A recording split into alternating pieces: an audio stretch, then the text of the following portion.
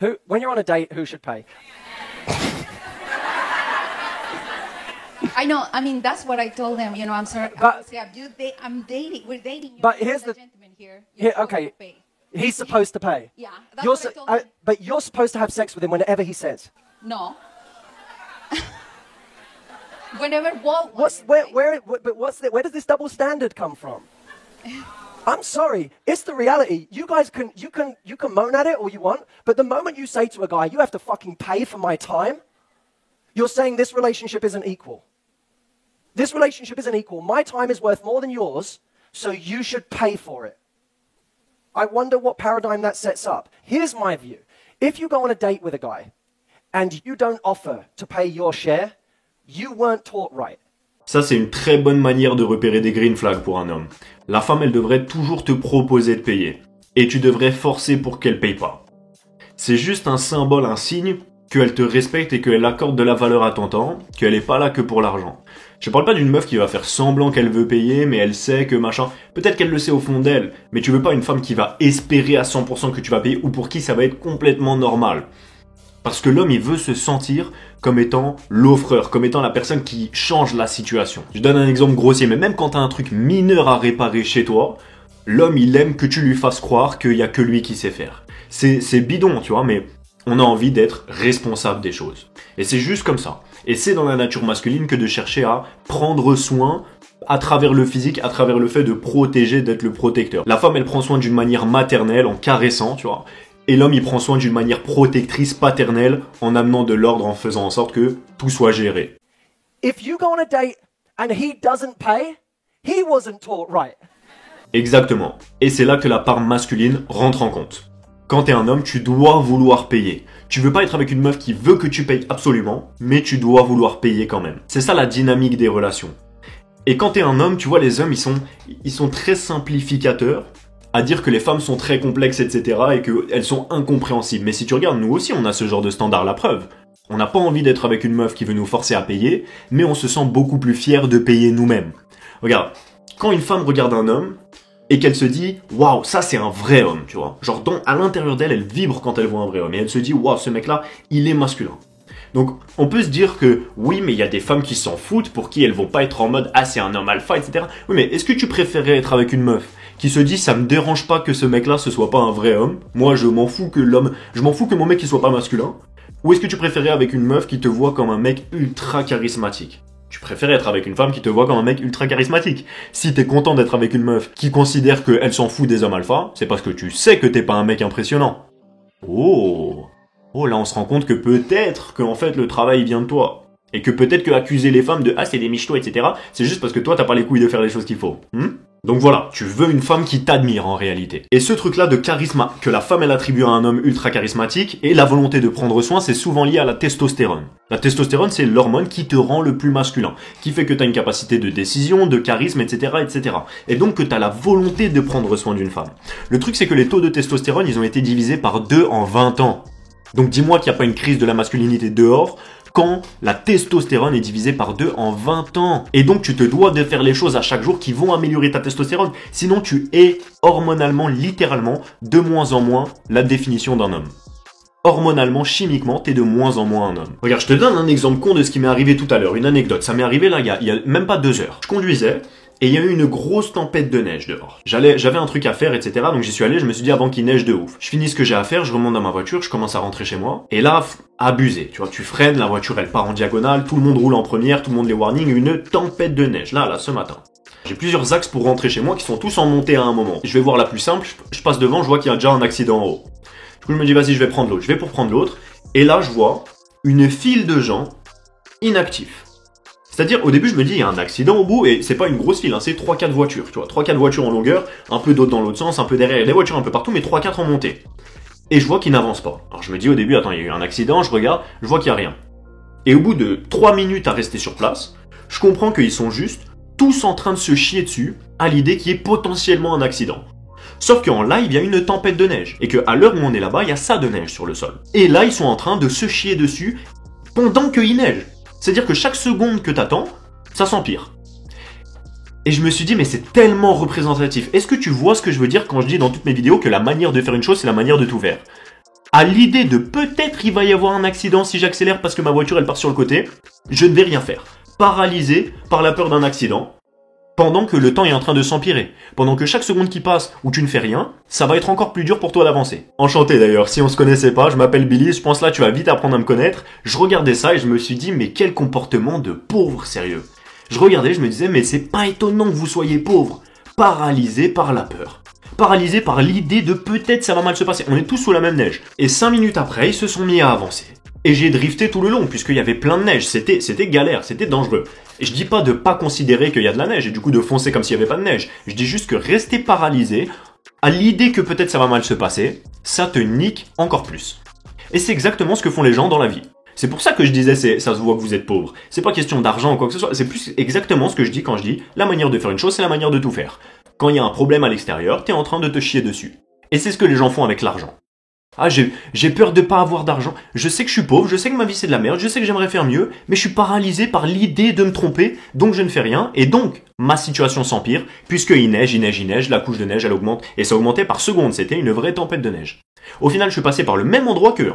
J'ai drifté tout le long moi aussi, évidemment que c'était dur, j'avais pas de pneus neige donc la voiture elle partait dans tous les sens, fallait que je roule en première, mais dès que j'ai eu l'opportunité, la première seconde j'ai accéléré. Pourquoi? Parce que c'est comme ça que je vis ma vie. La manière de faire une chose, c'est la manière de tout faire. C'est pas pour flex, pour faire le boss, genre ouais c'est comme ça que je vis ma vie, je suis Sébastien Loeb, pas du tout, c'est juste pour te représenter que quand t'as l'opportunité d'accélérer, il faut accélérer.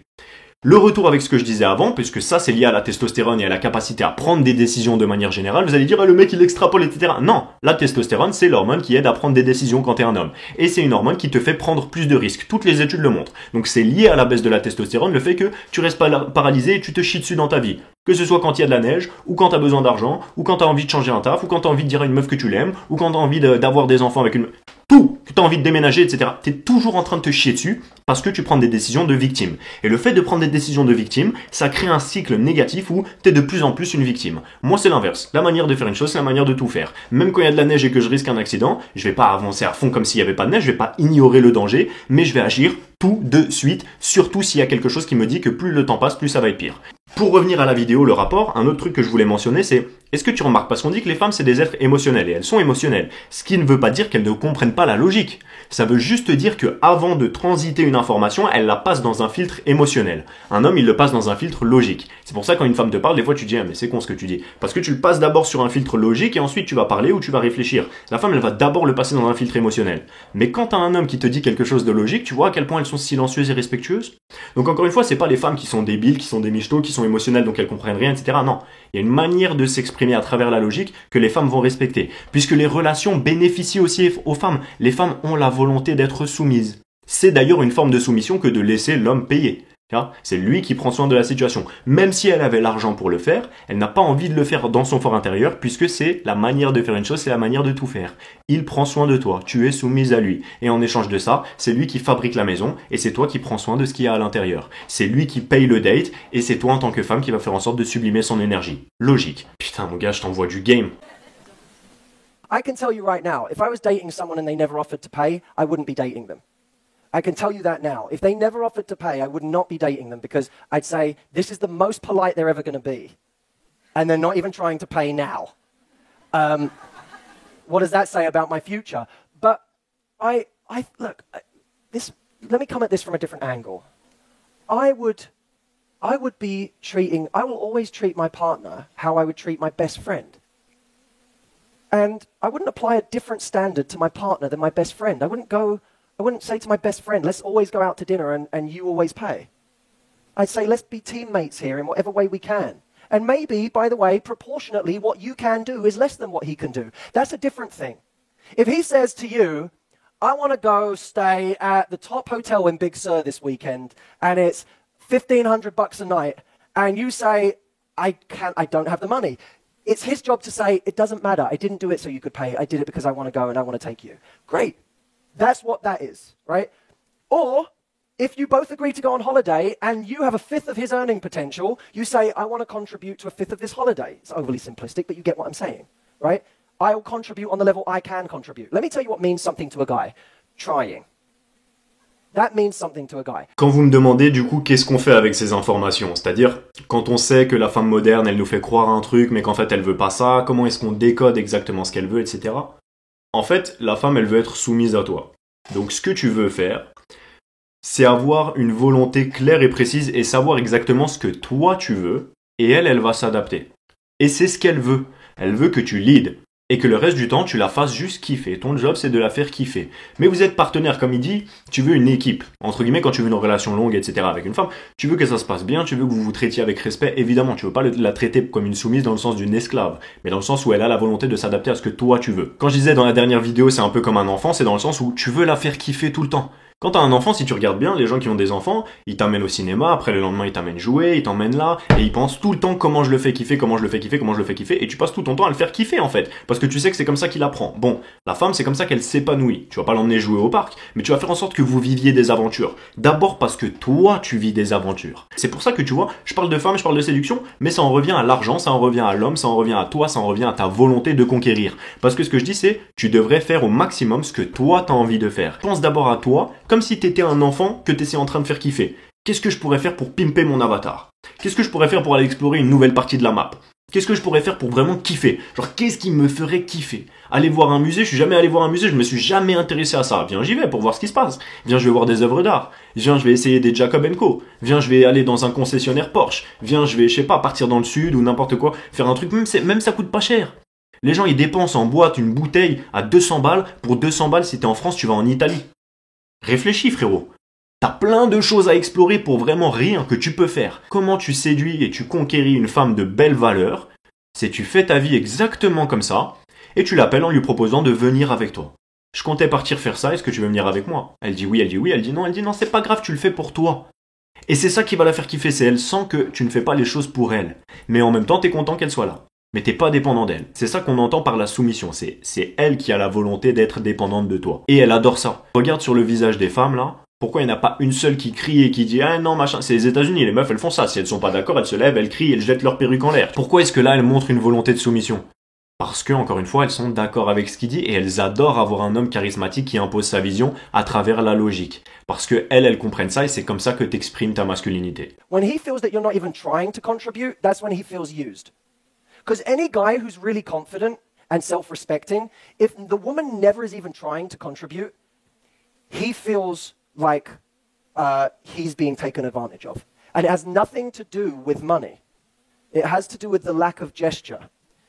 So I would be looking at, if you like this guy, maybe if you're in different positions, figure out what you want to contribute proportionately or what you can contribute proportionately and treat him as you would your best friend. En plus, on a vu dans la vidéo, on analysait le trans, donc la femme qui était devenue un homme, qui expliquait qu'elle se rendait pas compte à quel point sa vie était beaucoup plus facile quand elle était une femme parce que les gens la traitaient bien, etc. et qu'elle s'en rendait pas compte. On a vu que cette personne, elle disait, quand j'étais une femme, je rejetais les hommes parce que j'avais peur de ce que ça pouvait être, parce que les gens ils étaient lourds, etc., etc. Mais j'avais quand même envie de les traiter avec douceur. Et c'est exactement ça, c'est qu'une femme, elle a envie de traiter avec douceur. Il faut juste que tu lui montres que t'es la bonne personne pour la laisser s'exprimer. Parce qu'une femme, elle est sensible. C'est ça qu'on entend par sensible, c'est ça qu'on entend par plus faible, entre guillemets. C'est pas faible dans le sens où t'es de la merde, c'est faible dans le sens où t'as pas envie de douleur. Mais en même temps, elle montre toute sa beauté quand elle est vulnérable. Et donc, pour être vulnérable, il faut qu'elle soit en confiance. Et comment est-ce qu'elle est mise en confiance? Quand elle est face à un homme qui lui montre qu'il est la bonne personne pour la protéger, pour en même temps la faire kiffer, et qui lui montre un avantage à ce qu'elle soit vulnérable. Et quel est l'avantage à être vulnérable? Eh ben, c'est que plus un homme exprime sa masculinité, plus elle exprime sa féminité. Donc, plus t'es masculin, plus t'es charismatique, plus t'affirmes ce que tu veux avec la femme, plus elle s'adaptera parce que c'est sa volonté propre. Allez, bisous.